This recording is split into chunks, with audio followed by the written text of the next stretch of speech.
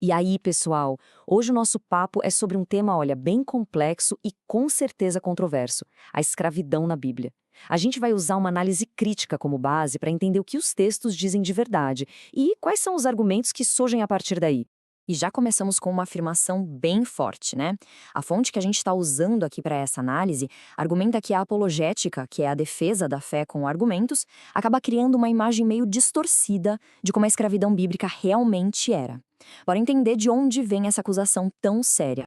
Então, o ponto central que essa nossa fonte levanta é o seguinte: a escravidão descrita na Bíblia era, sei lá, mais leve, mais humana, ou era, na verdade, tão brutal quanto a de outros povos da época?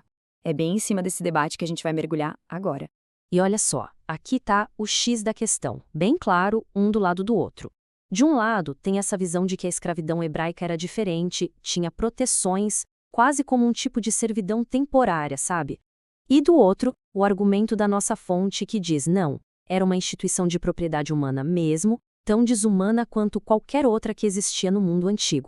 Ok, para sustentar essa ideia, a análise que a gente está seguindo começa com um ponto que é fundamental.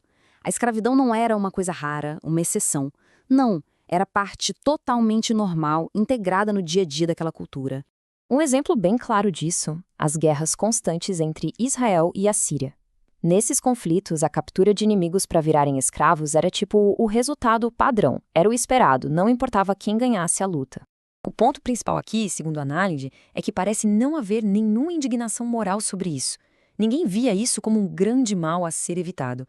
Era só uma consequência da guerra. Hoje você é o senhor, amanhã, perdeu a batalha, você vira o escravo. Simples assim. Certo. Mas como é que essa mentalidade se reflete nas próprias histórias da Bíblia? A fonte que estamos usando destaca 3 casos bem específicos que, olha, são muito reveladores. Vamos dar uma olhada neles. O primeiro caso é o do rei Acabe, e a forma como ele reage a uma ameaça, de acordo com essa análise, diz muito sobre como as pessoas eram vistas. Basicamente, como propriedade. Olha só o que acontece aqui. O rei sírio ameaça. E o que Acabe faz?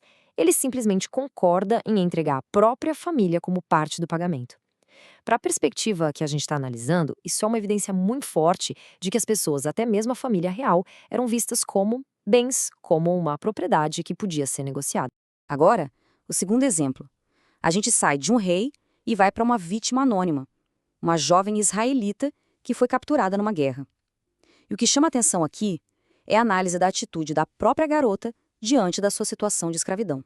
E o que a fonte destaca aqui é algo que impressiona. Ninguém na história inteira, nem a menina, nem o comandante, nem mesmo um profeta, ninguém questiona o fato dela ser uma escrava. A condição dela é tratada como se fosse normal, um fato da vida que não precisa ser mudado nem nada. E para fechar os exemplos, vamos para a famosa história de José. Nessa análise, ela serve para mostrar como funcionava na prática o comércio de pessoas e a mentalidade da época. É a mesma coisa que a gente viu com a jovem israelita. O José também não faz nenhum protesto moral por ter sido vendido. E essa aceitação, de acordo com essa linha de argumento, mostra um padrão da cultura da época. A escravidão era algo internalizado, visto como parte da ordem natural do mundo. Beleza, já vimos as histórias, agora vamos sair das narrativas e olhar para a lei, para entender como a própria lei, segundo essa perspectiva, acabava dando suporte para a instituição da escravidão. O argumento aqui é bem sutil, mas é poderoso. Pensa assim, quando a lei cria regras para a escravidão, ela não está condenando a prática. Pelo contrário, ela está aceitando que ela é legítima. É quase como regulamentar o comércio de gado. Você não questiona se o comércio deve existir, você só cria as regras para ele funcionar. Então, o ponto-chave aqui é esse: o fato de que escravos podiam ser passados como herança.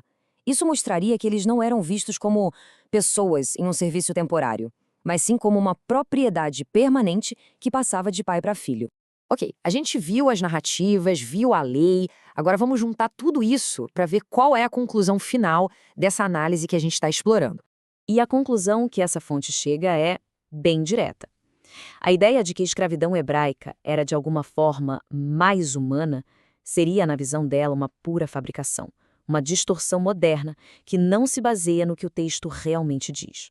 Resumindo, então, o argumento final é que, se a gente juntar as evidências das histórias com as das leis, o que a gente vê é uma cultura onde a escravidão era algo completamente normal.